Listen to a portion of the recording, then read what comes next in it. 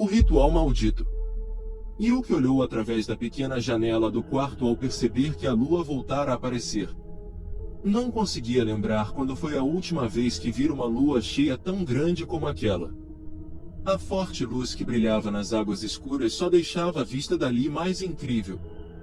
Se realmente tinha que ficar isolada para a purificação, aquele definitivamente era o melhor lugar. Tudo que se ouvia naquela região era o som das ondas do mar batendo nas rochas. Yuki gostava, mas não escutava mais nada há dias e já estava começando a se irritar. Um dos sacerdotes acabara de deixar sua refeição, mas ela nem conseguiu tocar na comida. Não conseguia parar de pensar na sua irmã, que não via há dias.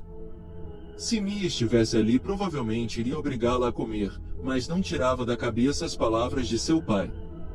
O futuro da nossa comunidade agora depende inteiramente de vocês, esse será o destino das duas. Seu pai era o sacerdote-chefe da vila, e ele próprio um remanescente. Ele havia realizado o ritual do sacrifício com seu irmão gêmeo há quase 25 anos, e ele mesmo tivera a ideia de oferecer as filhas para o próximo, após o ritual dos irmãos Miura ter fracassado. Para ele e para quase todos da vila era uma honra. Uma glória eterna para a família. Mas Yuki e Mia Kimura pensavam diferente. Yuki achava extremamente cruel e desnecessário e nunca iria conseguir estrangular a própria irmã. O novo ritual era dentro de apenas alguns minutos, mas Yuki e Mia tinham armado um plano com o irmão Miura remanescente. Akira Miura havia orientado as irmãs que quando fossem ser levadas para o ritual, elas deveriam correr o mais rápido que puder até o grande carvalho, que ficava ao sul da vila. Lá ele iria deixar as irmãs aos cuidados do seu amigo folclorista da cidade, que concordou em ajudar. Akira foi tomado por uma profunda angústia após ter estrangulado seu irmão gêmeo no ritual do sacrifício anterior, e não queria aquele mesmo destino para suas amigas Yuki e Mia. Yuki sabia que aquele era o único jeito. Não queria mais fazer parte daquele lugar. Teria que se despedir de todos para sempre iniciar uma nova vida com sua irmã.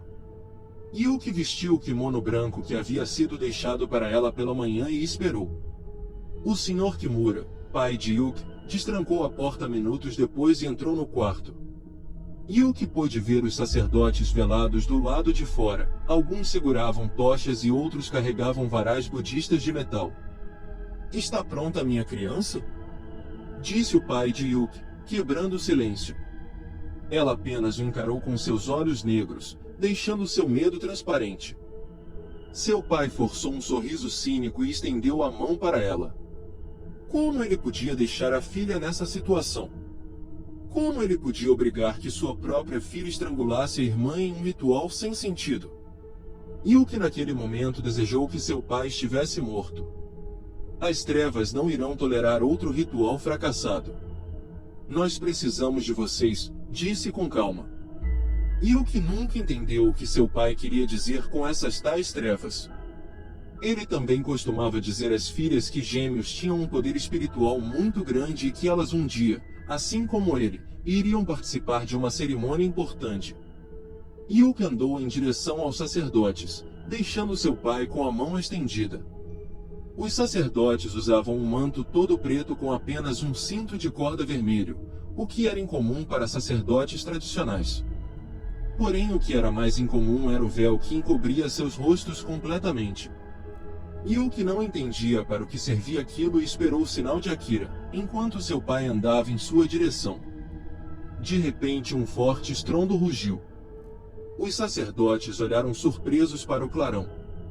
Yuki soube imediatamente que Akira havia conseguido explodir alguma coisa, e sabia que aquela era sua única chance. Então, ela começou a correr rapidamente para o sul da vila, com seu coração quase escapando pela boca. Ela olhou para trás e viu seu pai gritar alguma coisa, enquanto apontava furioso para ela. Imediatamente vários sacerdotes arrancaram o véu do rosto e correram atrás dela. O local todo estava muito escuro e talvez fosse fácil despistá-los. Yuki iria encontrar com Mia no grande carvalho se tudo tivesse dado certo para ela. Yuki começou a atravessar a ponte de madeira, que separava os participantes do ritual do resto da vila.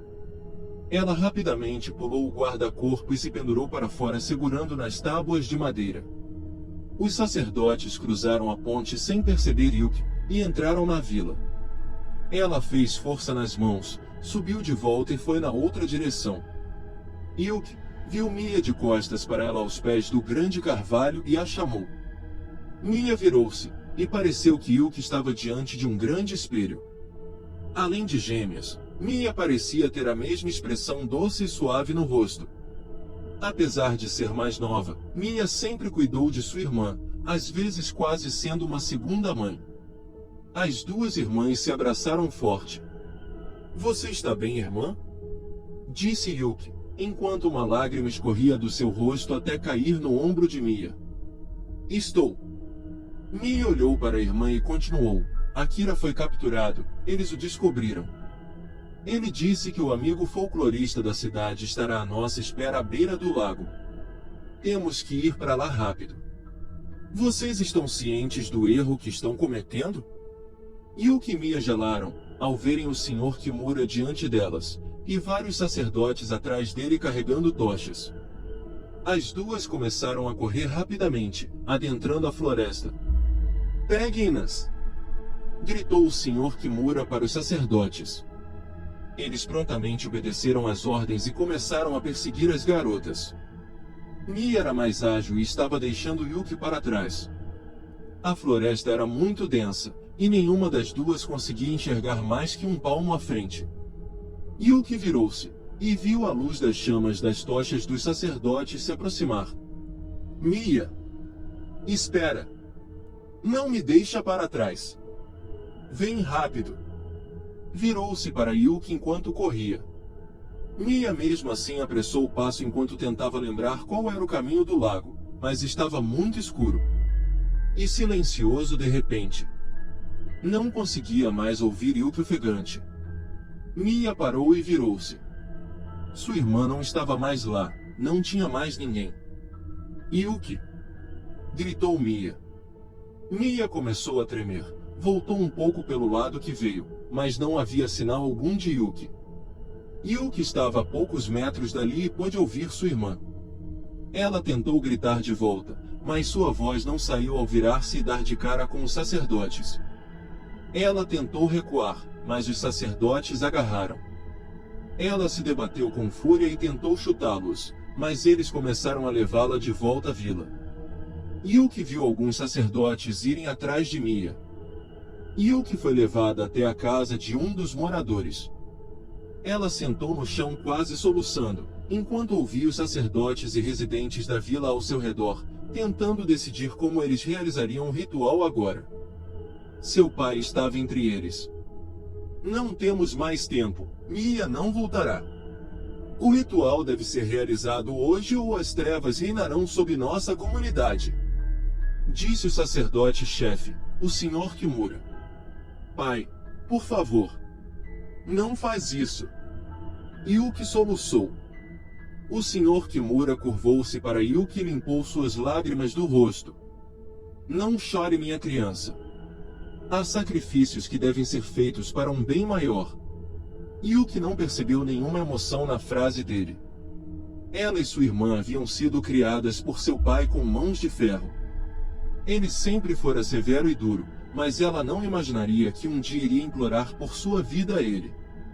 O Sr. Kimura ordenou que levassem Ilk até o abismo oco.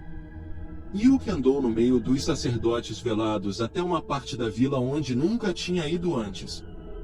Ela viu uma corda improvisada amarrada em uma parte de madeira do telhado de uma casa próxima.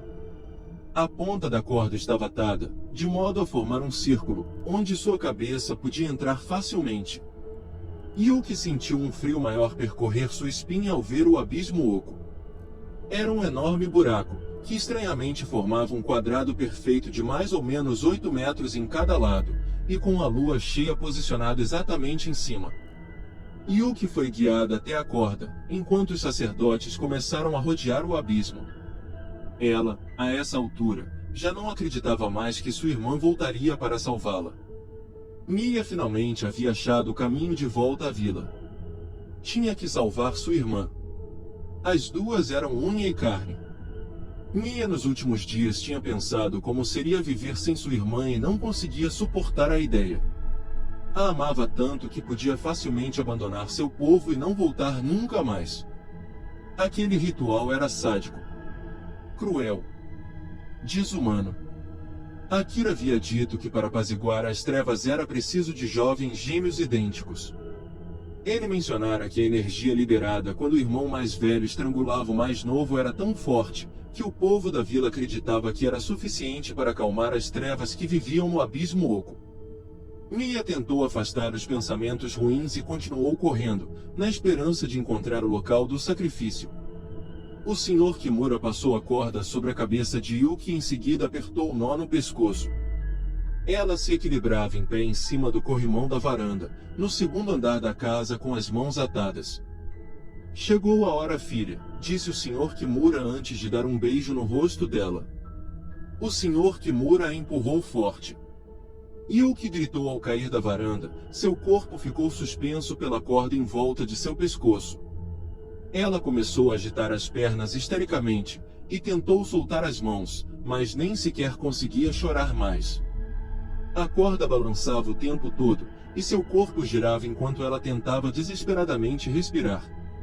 Então Yuki começou a sentir sua visão escurecer, suas pernas vagarosamente acalmaram, e a última coisa que pensou foi por que Mia não havia voltado por ela.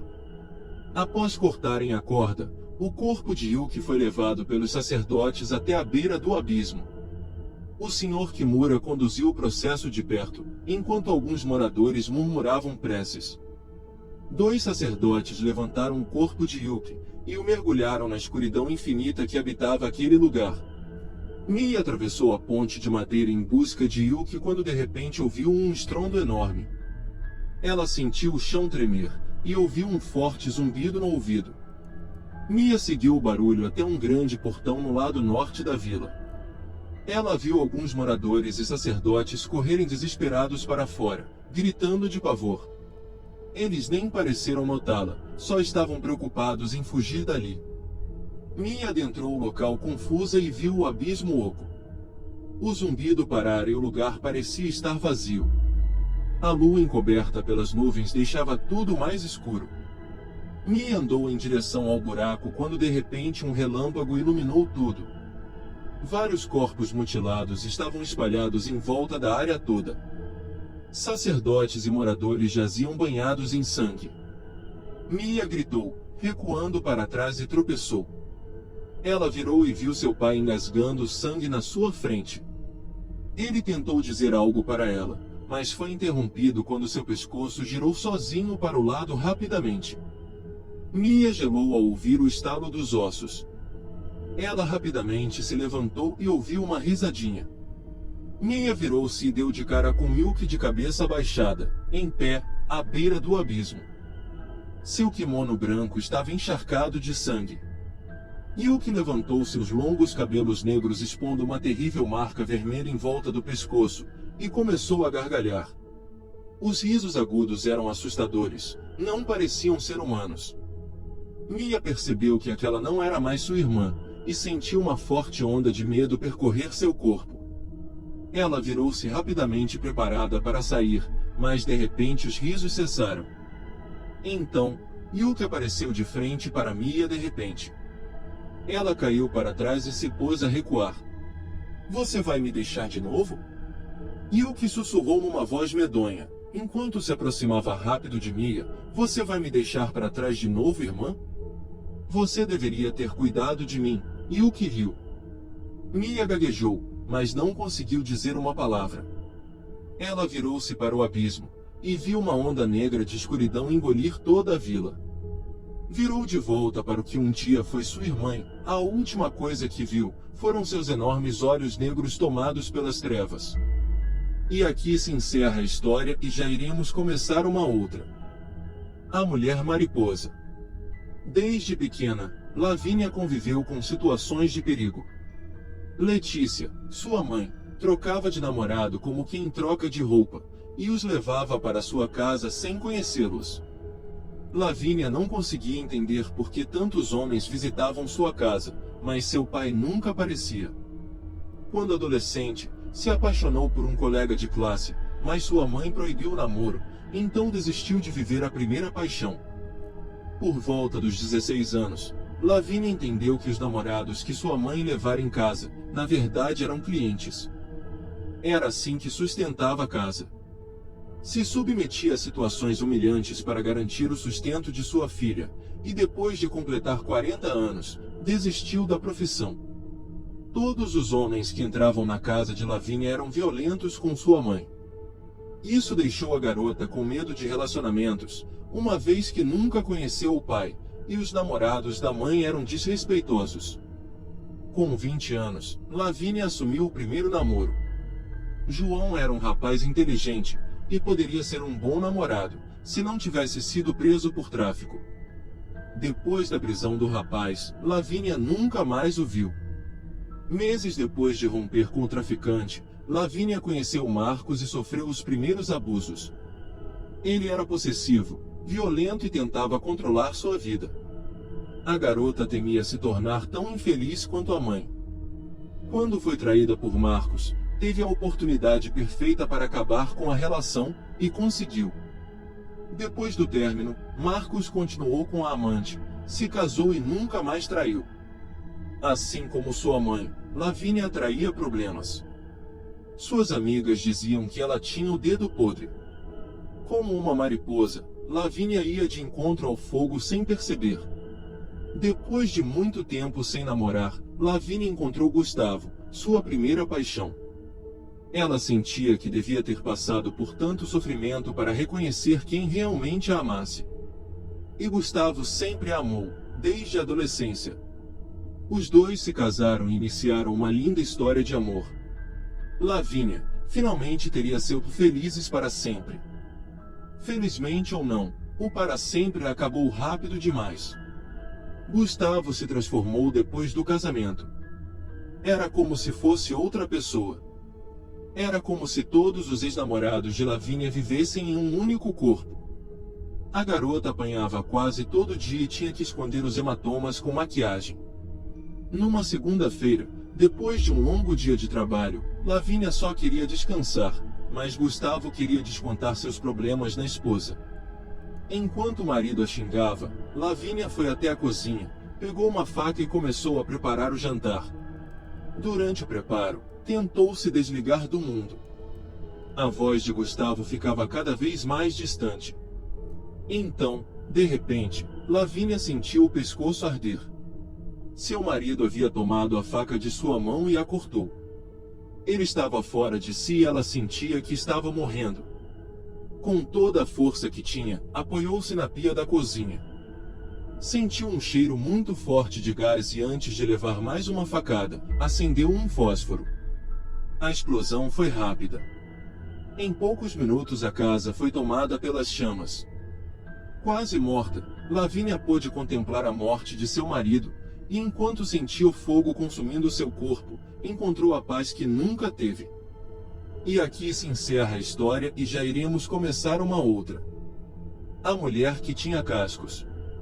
Eu particularmente acho que o sobrenatural permeia o mundo material desde o início dos tempos, mas como minha avó já dizia, só tem força para nos atingir, se acreditarmos e se dermos forças para ele. Bem, ela contava muitas histórias da época dela, pois pessoas antigas têm muitas histórias, não é mesmo? Mas vamos à história. Minha avó contava que, quando jovem, morava em um lugar com aspectos rurais, onde as pessoas eram bem simples e tinham hábitos mais simples ainda. Tanto é, que não ficavam até muito tarde nas ruas por conta da iluminação bem precária da região. Todos recolhiam-se mais cedo, porém as mercearias e bares ficavam sempre abertos até um pouco mais tarde, para o caso de alguém precisar de algo, ou até mesmo para os cachaceiros de plantão. Neste dia específico, o querosene, que era usado no lampião, acabou, e a mãe dela mandou que ela fosse à mercearia, que não era lá muito perto da casa. Já estava no fim da tarde, o sol arriando, os grilos cantando, e lá se foi ela andando apressadamente pela estradinha de chão batido. Mato de um lado, mato do outro, só ouvia os próprios passos e o sopro do vento no mato. Até que em dada parte do caminho, Começou a ouvir o som de batidas de cascos, como as de um cavalo. Deduziu então que se tratava de alguém vindo com uma carroça, muito usada na época. Reduziu o ritmo das passadas, na esperança de conseguir uma carona, mas notou que, enquanto ela caminhava mais lentamente, o som dos cascos parou. Ela ficou receosa, apertou novamente o passo e estranhamente, voltou a ouvir o som de antes. Estava escurecendo. Ela, já assustada, andou o mais rápido que pôde, rezando para espantar o medo que sentia naquele momento. Quando finalmente chegou à venda, ofegante com os olhos esbugalhados, estavam lá o atendente mais 3 clientes bebendo e jogando um carteado. O atendente ofereceu logo um copo d'água, perguntando se tinha acontecido algo, pois todos se conheciam por ali. Mas antes que ela pudesse contar qualquer coisa, todas as atenções foram tomadas por uma mulher que surgiu na porta do estabelecimento. Os homens ficaram mudos, espantados, pois a mulher era muito bonita, alta, com um vestido longo e negro que se arrastava ao chão. Tinha pele muito clara, e cabelos negros como a noite que batiam na cintura. Usava luvas pretas de renda e um batom vermelho bem forte. O rosto? Pouco se via, pois o cabelo longo e muito cheio o cobria. A vovó disse que nunca tinha visto ninguém igual nem na cidade. O atendente esqueceu que minha avó estava ali, e perguntou à bela mulher se ela precisava de algo. Chegou até a brincar dizendo que nem tinha banco para a moça da cidade sentar, pois tudo ali era muito empoeirado. A moça apenas sorriu, virando-se para os cachaceiros que olhavam para ela de boca aberta, e perguntou se poderia juntar-se a eles no carteado, pois estava esperando um primo que viria buscá-la. Eles sorriram de orelha a orelha. Um deles, de pronto, levantou-se oferecendo lugar para madame e pediu mais uma rodada, todo animado. Minha avó contou que também ficou embasbacada, pois como já havia dito, nunca tinha visto ninguém parecido. Passado o transe inicial daquela situação estranha, ela, com muito custo, conseguiu chamar a atenção do atendente para pegar o que a mãe dela havia pedido. Enquanto o dono da venda foi buscar o querosene, ela aproveitou para perguntar à moça se ela tinha vindo de carroça até ali, mas a mesma olhou na direção dela e sorriu, mas não respondeu.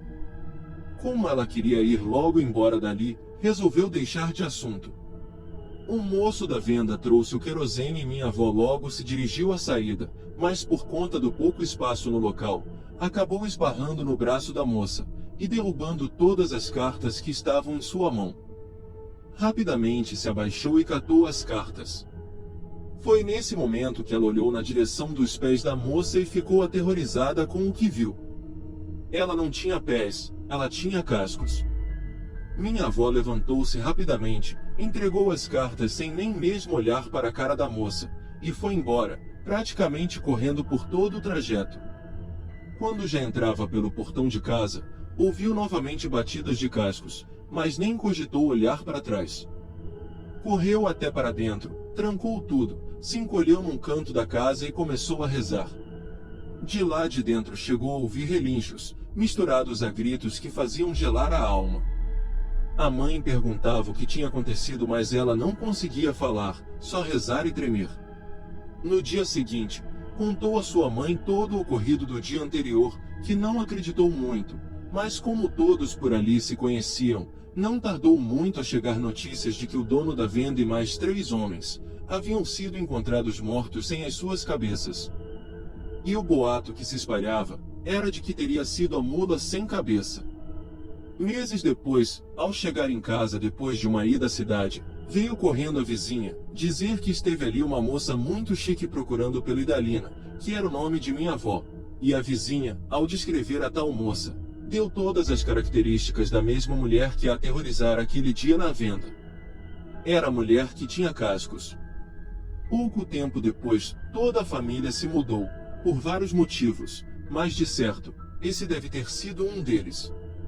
Ela chegou a me contar que, muitos anos depois, já morando em outra cidade, às vezes ouvia o barulho de cascos atrás dela, mas que quando isso acontecia, nunca olhava para trás.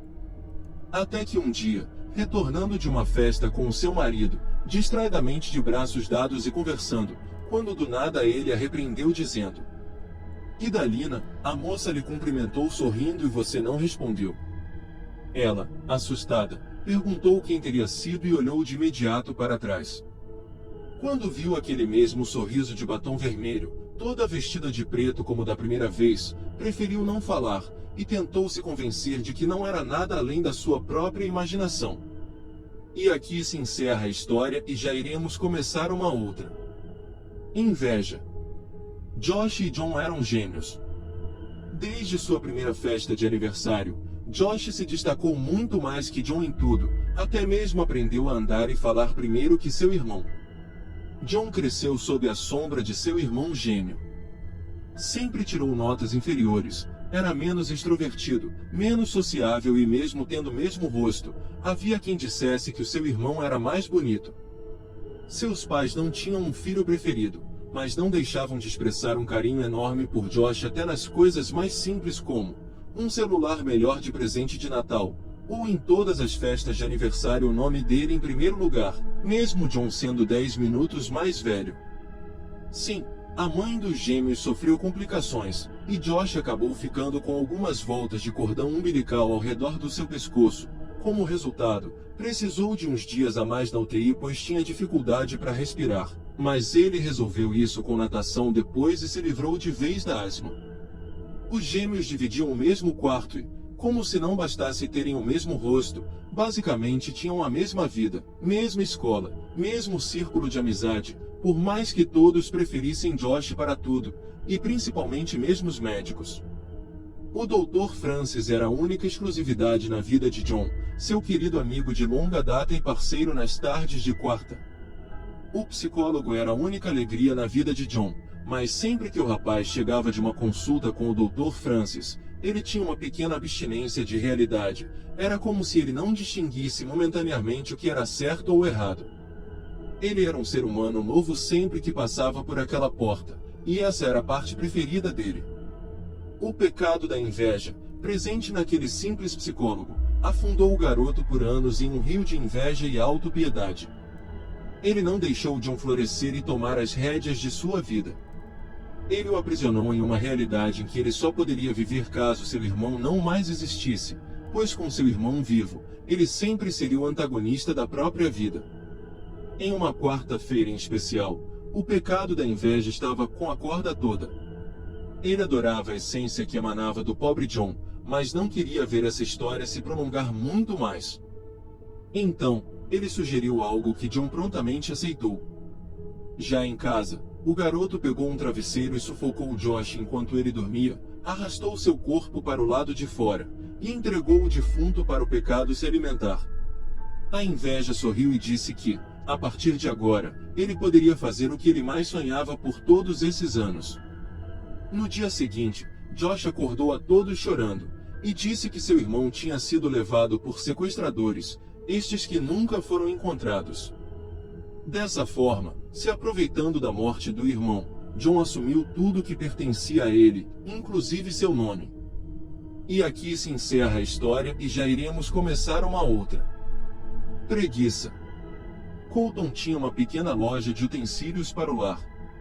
Ele era novo na cidade e estava com os dias contados naquele ambiente. Para não perder sua mercadoria, ele teria de terminar uma pequena mudança e carregar tudo para seu novo endereço. Tudo tinha de ser empacotado e ficar preparado antes de chegar a ordem de despejo. Além de pagar o aluguel do mês, o rapaz teria de quitar algumas multas. Maldita fora a hora que ele assinou o contrato de locação antes de ler as letras miúdas, mas como sua vida sempre estava na correria, ele preferiu levar tudo em conta e fingir que tinha lido. Naquelas cláusulas miúdas, o mau uso da loja como danos ao piso e às paredes, ou até mesmo os danos na parte de maçonaria da loja acarretaria em multa. Colton tinha um total de quase R$4.000 para quitar tudo, sendo que o aluguel custava apenas 500, pois a área de locação não era das melhores. Aborrecido, o jovem se arrastou com seus fantasmas até seu carro. Provavelmente ele teria de vender o maldito carro para pagar todas as contas, isso não era novidade. Ele desligou o celular para não receber mais notificações, e tentou segurar as lágrimas para não desabar no volante em pleno estacionamento rotativo. O dia seguinte ia ser um dos piores dias de sua vida. Ele teria de enterrar o amor de sua vida, Ana, que havia falecido na manhã desse mesmo dia. Ele sequer estava junto dela, pois tinha preguiça de reatar a relação e ter de conhecê-la novamente. Eles tinham dividido cerca de 6 anos juntos e foi uma das melhores fases da vida do rapaz, mas tiveram algumas brigas e Ana era muito orgulhosa. Ele não moveu uma palha para reatarem, e esse grande amor acabou morrendo junto com Ana. Tudo que restava em Colton era tristeza e ressentimento. O rapaz encarou seu reflexo no espelho por alguns minutos, e tentou enxergar algo além das suas olheiras. Sua vida estava completamente afundada em problemas, mas o rapaz havia decidido que sua saúde tinha que melhorar. O que aconteceu com sua amada poderia muito bem ser um aviso. Além de preguiçoso e mesquinho, Colton também era muito fã do sobrenatural, e qualquer vento era um sinal divino para que ele fizesse ou deixasse de fazer algo. O rapaz deu partida no carro e seguiu em direção à sua residência. Pelo caminho, passou em frente a vários locais que ele e Ana gostavam de passear, enquanto a jovem ainda estava viva. De todos, o seu preferido era o sebo. Enquanto Ana lia livros sobre ocultismo, ele dormia nos sofás confortáveis que a dona havia posto em sua homenagem, já que todas as vezes que o casal ia no local, Colton dormia no assoalho gélido. Ele não foi forte para segurar as lágrimas, e quando percebeu, já estava a ponto de soluçar. Era uma dor muito forte em seu peito. Como se uma parte sua tivesse morrido junto a Ana. Ele precisava vê-la viva de novo, escutar todos os conselhos da jovem sobre signos, ou como fazer um bolo perfeito com base nos seus heróis preferidos. Assim, o resto do percurso, Colton fez quase que automaticamente, pois sua atenção não estava ali, estava em Ana. No que restou do seu dia, o rapaz se embebedou em seu pequeno apartamento até cair no sono. Ao menos dormindo e bêbado, a dor de perder Ana não o incomodava. No dia seguinte, ele quase perdeu o enterro, pois não estava em condições de se levantar por causa de um misto de ressaca com preguiça. Ele fez uma força enorme para ir. Era a última vez que ele veria Ana antes de dizer adeus.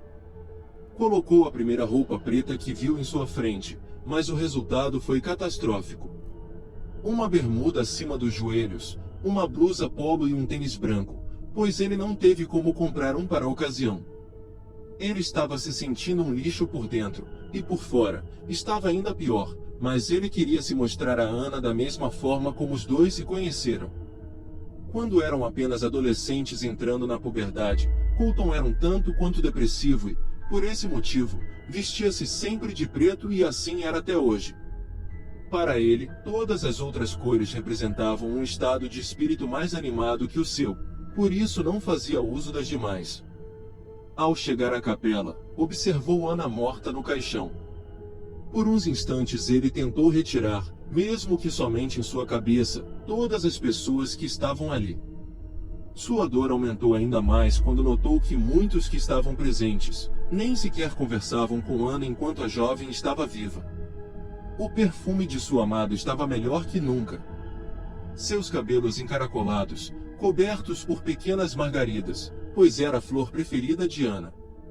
Por alguns instantes ele se sentiu mais ligado a ela do que nunca esteve. Algo parecia diferente. A cerimônia teve fim e Ana foi enterrada. Assim que a madrugada chegou, Colton invadiu o cemitério e cavou a cova da moça, abriu o caixão e começou a devorar sua querida amada. Parte por parte, a garota foi devorada por ele nunca, em toda a sua existência, enquanto o pecado, a preguiça saboreou carne mais deliciosa. A preguiça quis experimentar como era a vida de um adolescente comum, e escolheu a vida daquele garoto depressivo, pois não gostava de se esforçar. Mas então ela conheceu Ana e apaixonou-se perdidamente pela jovem. Dividiram as melhores experiências e criaram um vínculo muito forte. Quando a preguiça percebeu que tinha contaminado sem querer a humana por quem tanto se apaixonou, ela resolveu se afastar. Mas, como não queria perder o contato com sua amada, tornou-se então uma admiradora secreta. Na manhã de sua morte, Ana sentiu uma preguiça enorme para se levantar e fechar o botijão de gás que estava vazando. A garota estava acordada e estava ciente sobre o vazamento, mas, ao tentar se levantar, era como se seu corpo não respondesse, pois a preguiça havia se apossado dela por completo. E aqui se encerra a história e já iremos começar uma outra. Luxúria. Mais um pôster de Jay havia sido pendurado no quarto de Jennifer. Aquele era o sétimo só naquele cômodo. Junto ao pôster, várias colagens de fotos de Jay e banners que Jennifer mesmo havia confeccionado em suas horas vagas na faculdade. Jay causava um efeito quase hipnotizante sobre suas fãs, e com Jennifer não era diferente. No mês que se passou, Jennifer levou mais de 4 dias em uma fila, na frente do hotel que Jay havia contratado para fazer sua festa privativa. A moça dependeu da piedade de vizinhos do local para utilizar o banheiro e gastou toda a sua economia em marmitex. Ela sequer conseguiu ver Jay no tempo em que acampou junto a dezenas de meninas em frente ao hotel, mas jurava que tinha visto o cabelo sedoso e ondulado de Jay em um carro da comitiva, e por isso, seguiu esse carro até onde suas pernas deram. A garota estava em pleno fascínio, e ela precisava ao menos entrar em contato com Jay uma vez antes de morrer. Jennifer tinha condições financeiras bem acima da média, graças ao patrimônio de seu avô, que sustentava toda a família. Com esse diferencial, a garota descobriu onde Jay estava hospedado na cidade, já que ele seria a atração principal do evento pop que teria sua 5ª edição na semana seguinte. Jennifer decidiu invadir a casa de Jay, e por uns 2 dias sondou o local. Não tinha seguranças, o que tornou as coisas mais fáceis, pois o serviço seria somente pular a cerca e correr até a porta. A moça esperou próximo à residência, escondida em uma guarita, e, quando a madrugada já se fazia presente, ela decidiu tomar uma atitude. Se aproximou da cerca e subiu com muita dificuldade graças às suas unhas grandes. Ao chegar no topo, com muito custo Jennifer viu a silhueta de Jay pela janela, e uma sensação de desejo tomou conta da garota. Ela precisava tocar naquele pedaço de mau caminho. Jennifer se distraiu tanto com aquela imagem, que despencou da cerca para o lado de dentro da residência, e torceu o pé direito. A menina agonizou em silêncio para não dar alarde. Quando se sentiu segura para seguir adiante e ir ao encontro de seu amado, ouviu grunhidos abafados. A moça correu os olhos pela extensão do lugar, mas não viu nada. Impressionada com o que ouvira, a menina se sentou para tentar ouvir novamente, e aproveitar para ver seu pé antes de continuar o trajeto, que agora não passava de 10 metros. Um bafo quente entrou em contato com o pescoço de Jennifer e, ao se virar, deu de cara com o cachorro mais horrendo que já viu em sua vida. A moça se assustou, e tentou se arrastar para casa onde Jay estava enquanto gritava. O cachorro então transformou a garota em carne moída em questão de minutos. A última coisa que Jennifer viu foi o pecado da luxúria com a coleira do cachorro em seus dedos. Jay acordou assustado e desceu as escadas correndo. Ao chegar no andar inferior, se deparou com Tony, seu empresário, e Ron, seu cão de guarda, que estava destroçando algo que Tony descreveu como sendo um assaltante, que acabou não vendo o enorme cão. O rapaz ficou horrorizado, mas deixou Tony ocultar tudo. Desde que Tony virou seu empresário, vários assaltantes foram devorados por Ron e ele sempre cuidou de tudo. O pecado da luxúria havia arrumado o papel ideal. Jay era um dos homens mais desejados do mundo, e aquelas jovens foguentas à espreita eram um prato cheio para ele. E aqui se encerra a história e já iremos começar uma outra. Avareza. Karine adentrou na sala enorme da empresa que planejava ter uma oportunidade de trabalho. Ela era completamente inexperiente e desqualificada para exercer qualquer emprego naquela empresa, ainda mais para a vaga de secretária que ia disputar com outra moça. As duas seguiram até a sala de espera e se acomodaram para esperar que seus nomes fossem chamados. Karine precisava ter aquele emprego, pois já imaginava como seria sua vida com aquele salário gordo nos bolsos. A ajudante chamou primeiro a outra moça. Depois de finalizar a entrevista, dispensou Karine, pois aquela jovem era a opção perfeita para a vaga. Então, Recolheram apenas o número de telefone da jovem para algum eventual erro com a outra escolhida, afinal, eles checavam toda a vida da pessoa antes de contratar. Karine deixou seu contato e passou a arquitetar mentalmente o que ela poderia fazer para que ganhasse o emprego. Ela precisava ter roupas novas, queria uma reforma em casa, outros sapatos e, se possível, um carro novinho. Karine já imaginava em que iria gastar os salários que ganharia, por isso a moça precisava agir logo. Seu primo, por parte de pai, era um químico que trabalhava para um ambulatório na região. A moça se encontrou com ele e pegou uma substância que, segundo o rapaz, era imperceptível nos testes toxicológicos, principalmente no exame de autópsia. Era só colocar no café ou qualquer líquido para que a pessoa ingerisse. Karine agradeceu e foi para casa. Durante alguns dias, refletiu sobre matar uma pessoa, e como isso parecia horrível, pois era contra sua ética pessoal. Por outro lado, pesou sobre o que ela poderia ganhar com aquela oportunidade de serviço, como coisas melhores, e a oportunidade de ser algo de mais prestígio na organização. Karine ponderou os dois lados, e decidiu fazer o que seu coração mais desejava naquele momento em que sua ganância estava a mil. Na manhã seguinte, a moça foi até a empresa, e deu um jeito de colocar a substância dentro do café de sua concorrente que, nesse momento, já tinha assumido o posto de secretária na empresa. Pela câmera de segurança, o pecado da avareza observava uma das suas façanhas, enquanto bebia um gole de seu uísque na pele do dono daquela empresa multinacional. Um sorriso enorme e sádico surgiu em seus lábios, e se deliciou do momento em que sua secretária bebeu o café envenenado e foi cumprir suas obrigações na mesa. Não chegou a fazer meia hora de trabalho, e a moça caiu morta sobre os documentos que estavam sobre a mesa. A avareza chamou a emergência pelo telefone, e aproveitou para ligar para Karine. Ele amou sentir o gosto da ganância da moça, e queria saber o que mais ela poderia fazer para crescer na vida. E aqui se encerra a história e já iremos começar uma outra. Procissão dos Mortos. Eu e minha prima fomos passar as férias na casa dos meus avós numa pequena cidade em Goiás. Era época de quaresma e fazia bastante calor na primeira noite por lá. Minha prima e eu, após assistirmos a novela, fomos sentar nas cadeiras que ficavam na varanda. Lembro-me que conversamos tanto que até perdemos a hora. Nossos avós já estavam dormindo, mas por fazer muito calor, estávamos sem sono nenhum. Minha prima lembrou que, na rua da casa dos nossos avós, havia o cemitério mais antigo da cidade, cerca de uns 5 quarteirões para cima. Como o muro lá era uma cerca de ferro, ficamos olhando a rua e tentando enxergar o cemitério. Já eram 2 horas da manhã, e parecia fazer cada vez mais calor.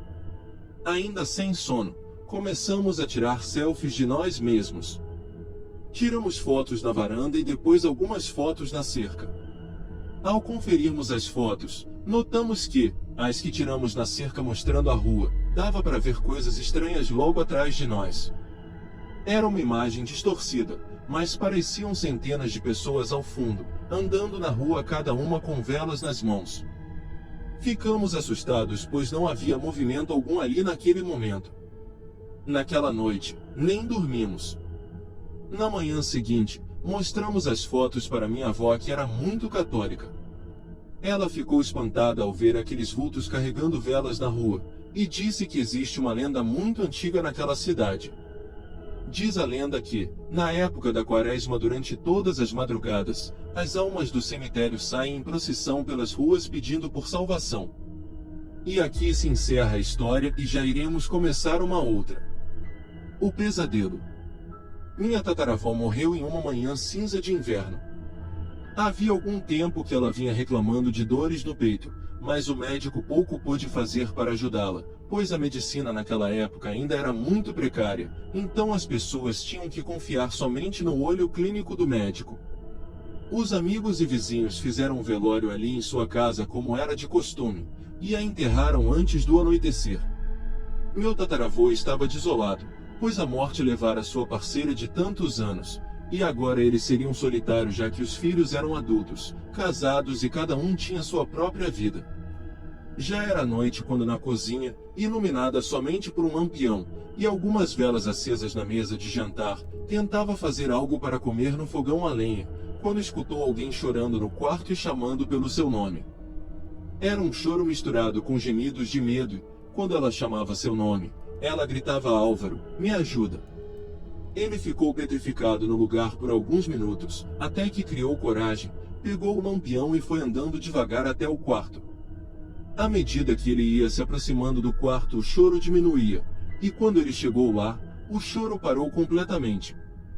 Iluminou o quarto vazio, e se assustou ao ver que a cama estava bagunçada, mas ele tinha certeza de que estava arrumada antes de ir para o enterro. Quando ele virou de costas para voltar à cozinha, o choro começou de novo. Ele colocou a mão com o lampião para dentro do quarto, mas pouco pôde ver, pois a luz era muito fraca para iluminar todo o ambiente. Foi andando devagar em direção à cama, passo a passo tentando ver algo. A primeira coisa que viu foram as pernas da minha tataravó, estavam de cor cinza e se contorciam na cama.